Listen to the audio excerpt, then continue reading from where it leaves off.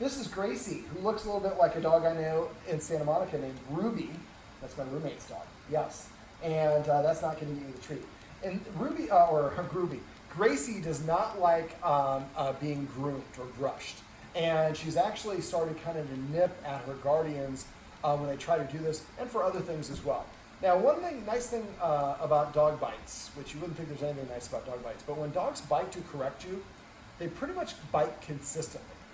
If you have a dog that bites you and draws blood, it's probably always, and to correct you, it's probably always going to bite you to draw blood. She has not drawn blood, even though she's nipped several times. So that's actually the silver lining in this. So now if she nips at me while I'm doing this, this means I pushed too far and I need to back up. So her nip is just a way of saying, you're not listening to me. So if I'm doing my job right as a dog behaviorist, is I'm going to read her body language, and before she feels the need to nip, I'm going to listen to what she's saying and then stop the process. Now, first thing I want her to do is kind of an association that one of these are a good thing. Which of these does she, this the Furminator, which one does she dislike the most? The little one. The Furminator? Okay. Let's come over here. I'm trying to lure you with what you don't like. That's not going to work. Come here. Sit. This is called a conditional emotional response, or a CER. In this hand, I got a handful of treats, and I have them behind my back. In this hand, I have the Furminator. So what I want her to do is I want to build a positive association, kind of like what I talked to you guys about for clicker training. Oh, you want to go this way. All right, sit. All she has to do is look at it. Sit. Now the visual of this thing appearing means she gets a treat. Sit. Now the progression for this is you want her to look at it first and eventually lean towards it and eventually touch it. Sit. So she's already going towards the lean. And again, we're not going through the full blast where we're actually using this on her, and this is the Furminator, so this is really for more ticks, fleas and ticks. You don't use this to brush her, use this for brushing or to get fleas and ticks? To brush her undercoat. To brush her undercoat out? Okay. You can do that too. Some dogs don't like it if we just power through it anyways, they're going to not like it as well. So again, the conditional emotional response, we have both hands behind our back, we flash the object, the dog leans towards it. At first all they have to do is look at it, then they turn towards it or lean towards it, then eventually they touch it with their nose, which is where she's at, and then it goes away. So I'm going to do this one as well. Sit. Sit. I don't know why I'm luring with that. That's something you don't like.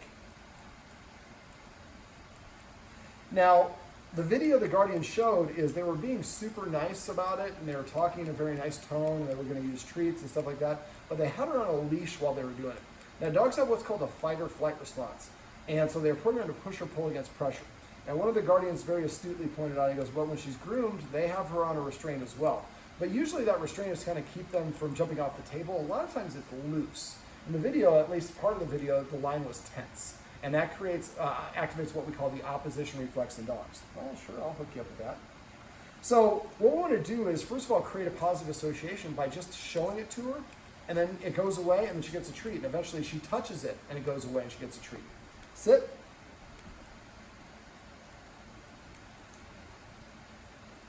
So I have it, the back of it is what I'm using. I'm not using the teeth. Sit. Now this is a little bit of counter conditioning. Now I'm doing it and if anybody watches this, they're like, he's doing it wrong. So I'm starting off because she's reactive by preceding the activity with something positive. She gets a treat, then I touch her with this. And I'm just touching him, and it's the backside, I'm not actually combing. Treat, touch. And you see she kind of holds still a little bit. That's one of those indications that I was talking about earlier, that if I don't listen, she's going to nip at me. So treat, touch. Treat, touch. Treat, touch. So if you do it right, she's like, I don't mind you touching me with that thing. Every time it happens, I got a delicious treat on my mouth. So now we're going to go see if we can do a couple of those, and we're going to move to the next level. So treat, touch, treat, touch. Now, touch, treat. Touch, treat. This is the proper way that you want to do this. So the touch indicates I'm about to get a treat. I like getting treats, hence I don't mind getting touched. So treat, touch. And now I'm starting to actually brush a little bit. Well, actually, I went back to the old way. Let me see. I even make mistakes. Let me do that the right way. All right. So now I'm gonna touch, treat, touch, treat, touch, treat. And you notice I'm getting a little bit longer each time, but each time afterwards, she gets a treat. So again, the brush indicates that I'm about to get the treat. Now this is a pretty fine, there's really fine, and then it gets wider off to the side. Now she has kind of a shaggy coat, so there are times where if you're brushing her and brushing her out, it's going to feel very uncomfortable for her. So what I would do is I would look for one that has the bristles really, really far apart.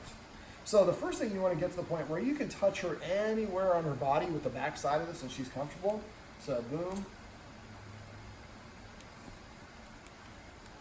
Oh. There you go. How about we get you down? There we go. So now, I'm going to show her that I have a treat and go all the way across her back, and boom. All the way across her back, boom. Now, if you get any of the baring of the teeth, that's a warning. I don't like what you're doing. That means you need to go back to the previous step and practice it a little bit more. So that might be just touching her, or just touching her just the front and just a little bit more. So again, boom, there you go. So this is going to take some practice. A lot of people do this like 10 times and then try to go brushing.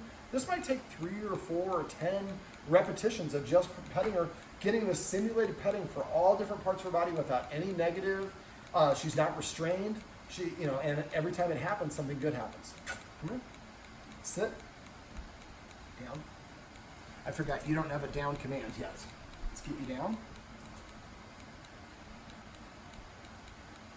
Come on, all the way. There you go. Crash. All right. Now, make sure she sees it. We don't want to surprise her. Actually, ironically, just went through this with a dog named Ruby, who she looks like, who doesn't like having her paws done. So I did the same sort of thing, showing the trimmers first, and then doing the same thing. And all we're doing is just touching the paw, and then she gets that treat.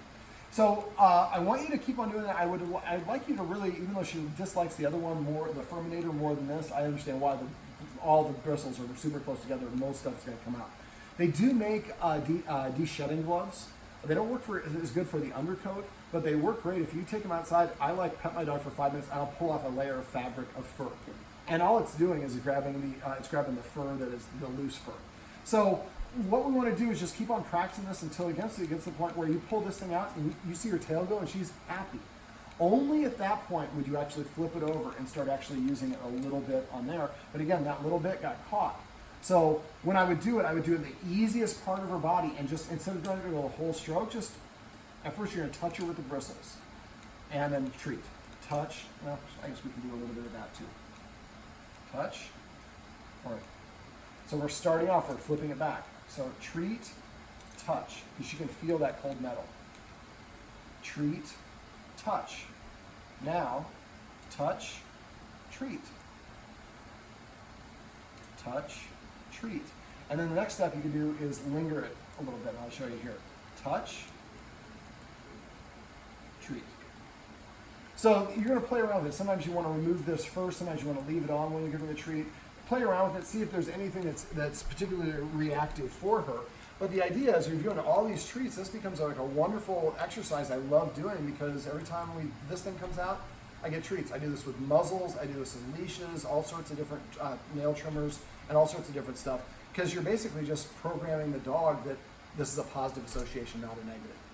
Well, this is not Ruby, this is Gracie, and these are some tips and tricks you can use if you have a dog that does not like being groomed, groomed.